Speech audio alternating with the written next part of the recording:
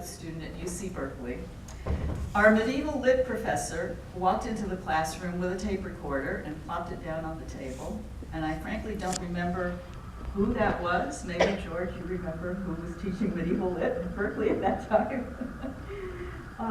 This was intriguing because a tape recorder.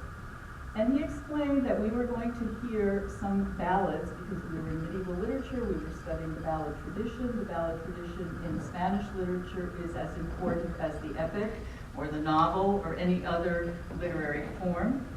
And that we were going to hear some of these songs preserved in oral tradition. So he presses the play button and we hear this crackly voice of an elderly woman singing a ballad in which what I instantly identified as Ladino.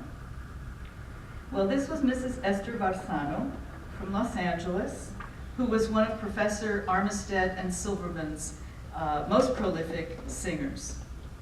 Our professor brought the tape to class to demonstrate how the romanse lives in oral tradition. I felt so moved and excited because that for me was an aha moment.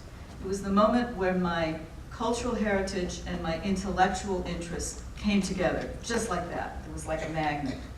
And I realized that this was going to be my dissertation and my field of specialization.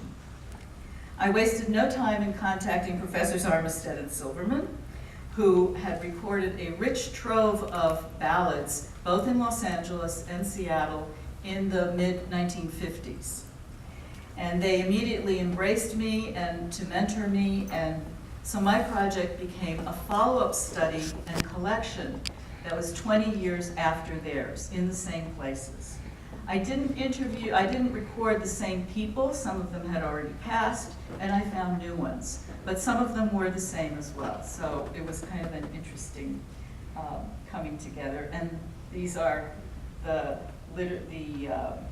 what you see there are the books that some of the books that Armistead and Silverman have produced over so many years.